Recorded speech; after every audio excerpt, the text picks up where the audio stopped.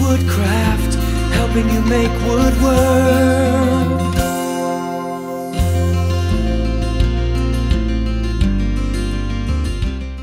Good. All right, everybody do scrapers today. Card scrapers. Everybody seen these? Know what they are? Okay. This one's mine, very well used.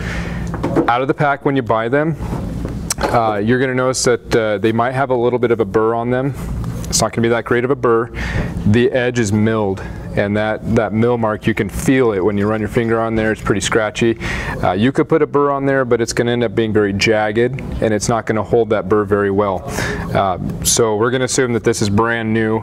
I've got a little bit of a burr on there, and I'm going to start by filing that off just with my file here and get rid of it. Let's see if I got that off.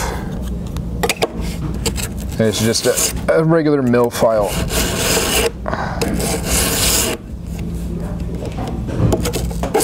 Okay, that burr is off. So we're clean, and now we just need to polish these out. Now, I like to go through the gambit here. I've got some 220 wet dry paper, just going down on my flat surface here, and I've got 3 stones. There's a 1,000 grit stone I'm going to start out with. And this is just for flattening it. It's going to do a couple things. It's going to flatten it, and it's going to create a little bit of a slurry that'll speed up sharpening here. Okay, and we're going to flip that over. Now you want this edge to be flat and square to the face. I've done this enough that I can just hold it freehand, but you could also make a block out of UHMW or wood with some magnets in there that is jointed so it's flat and straight as well. Either way, just holding this square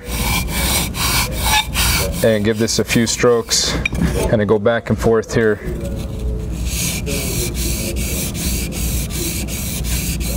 And I'm going to do both long edges. Okay, so that's that, and we'll go back this way on the other side.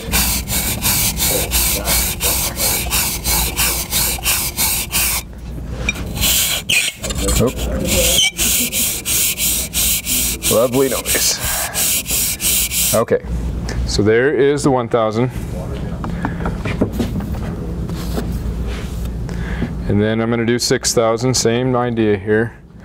Give it a little bit on the 220 grit on the stone. Flatten it and create that slurry. Okay, and we're going to do the same thing here, both edges.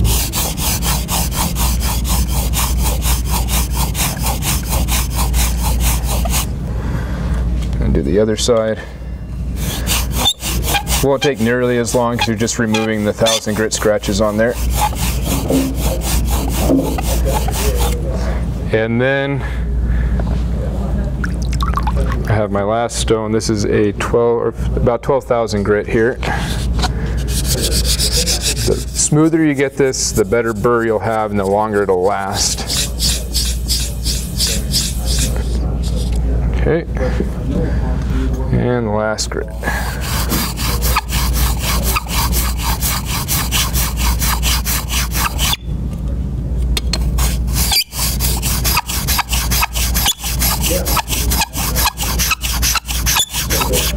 All right, now I'm going to go back through them on the faces and make sure those are flat, and you may have created a little bit of burr from doing that, but just make sure that these are flat and smooth as well.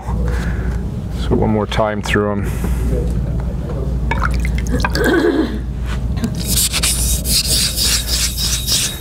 "10 seconds here flattening is better than 10 hours down the road, so just rather do it now." All right, so we're going to go flat, just finger pressure, just to make sure it's smooth, no burr on there.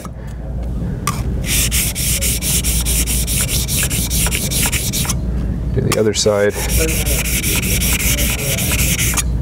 And again. Okay, 1,000.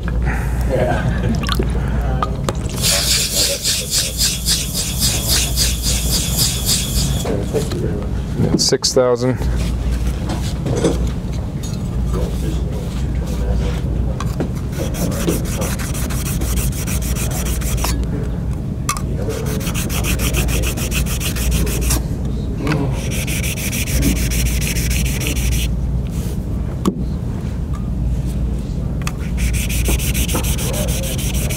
and then we'll do the 12,000 real quick. You could probably stop at 6,000. I've got the 12, so we're just going to go all the way here.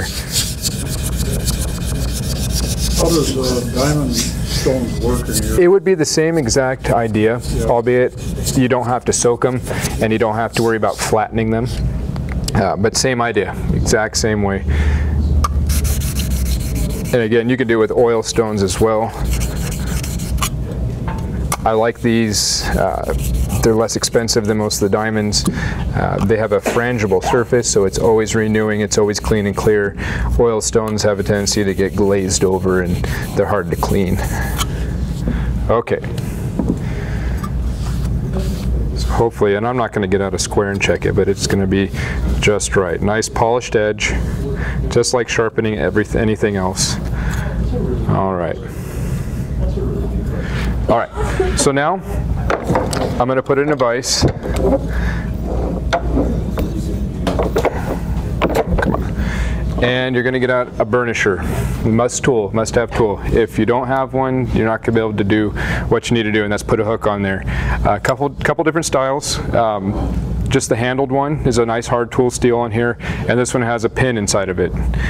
This one, I'll show you use of both of them so you can kind of get an idea.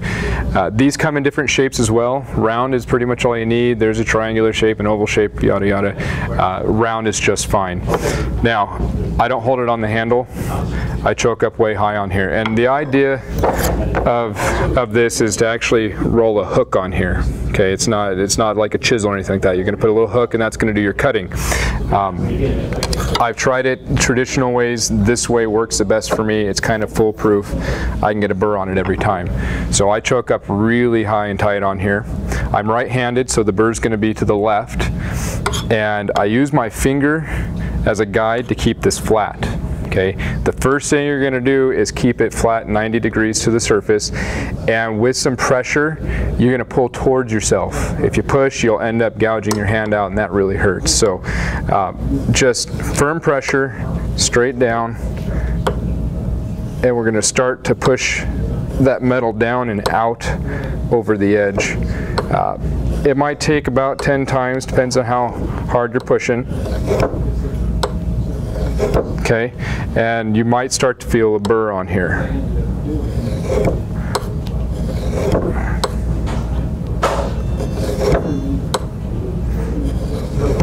Okay, after you do that a few times, then you're going to put a little bit of angle on there. Okay, and we're going to start pushing that out. And you'll start to see the surface is getting shiny. Now, the heavier burr you put on here, the more it'll cut. Nice shaving.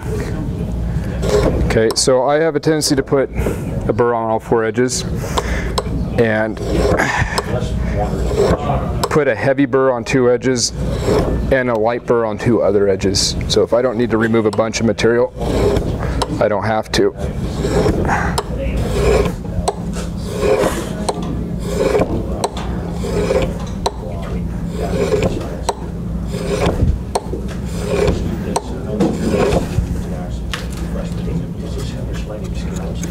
Starting to get a burn out. These are really great for anywhere where you can't sand or don't want to use sandpaper because they create a burr. They create a cut surface instead of a sanded surface, which is really nice, and it's always going to be far superior than a sanded surface. If you're doing edging on something or inlay, they're a really great way to clean that up and get it close without having to use router bits or sandpaper that can dig a hole very quickly. Man.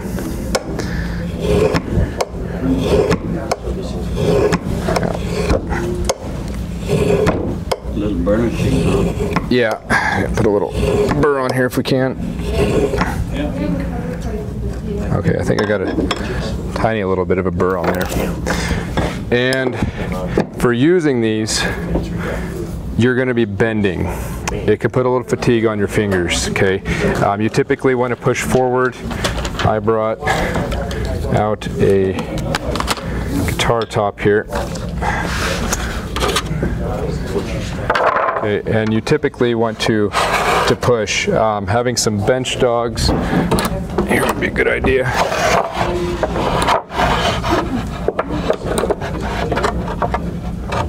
There we go. And it's a pushing motion. Yeah. You can see after just that little moment there that it's cutting that right off, peeling it right off of there. Okay.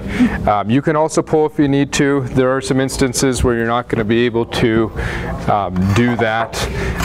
So holding it in one hand and pulling is sometimes necessary. Depending on what you're doing. The heavier the burr, the more you have to lean it. Okay.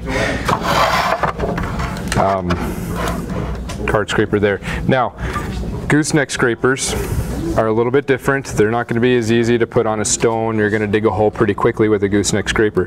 This is going to be really great if you have a profile somewhere that you need to get into to clean out. Or I use it on guitars to do the recurve on the bottom of a carve. This is a little different. What you're going to want to do is probably like a little diamond file and hold this square to the edge to hone this out until you get this nice and smooth. I think my diamond files here are pretty well worn. But once you get that nice and polished out and smooth on there, then you're going to take your burnishing tool and do it in your hand. I suppose you could do this in a vise as well. And it's the same kind of deal, but of course you're going around a curve this time, and you're gonna draw it out and then roll it over. Okay. There is an accessory here. If you find that you're scraping a large surface, this is a scraper holder. It'll hold your scraper and put a little bit of a bend in there so you're not having to do that with your hands and fatigue your thumbs. So it can get very tiring, and this is a great tool for that. So it's going to hold it at a precise bend for you and be easier to grab onto than just holding it by yourself. Any questions at all? That's similar to the Veritas holder? Yeah, the Veritas one I think is all aluminum. This one is wood, but it's going to do the same exact thing.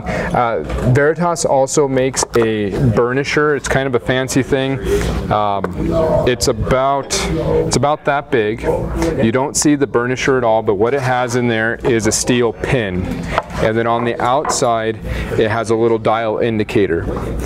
So for repeatability, it's really great, and it's also going to protect your hand from gouging into it. I've done that a couple times. And what you can do is you set it at 0, and then when you drag it across there, the pin will be at 0 degrees or 90 degrees to the edge. And then you can dial that pin and it'll start rotating it. And if you say, let's say you got a burr that you really like at 15 degrees, you can repeat that very easily just by dialing that to 15 and pulling it on there. If you wanted a heavy burr, you like 22 degrees, you can dial it up to 22 degrees and do the same thing. I've not actually used it, but it should work pretty darn well for repeatability. I normally use this method, whether I use that or this. It's fairly quick for me. It's a feel thing. I just feel that burr on there until I like the way it feels and how it cuts. I always do a quick test cut with it. Any other questions at all?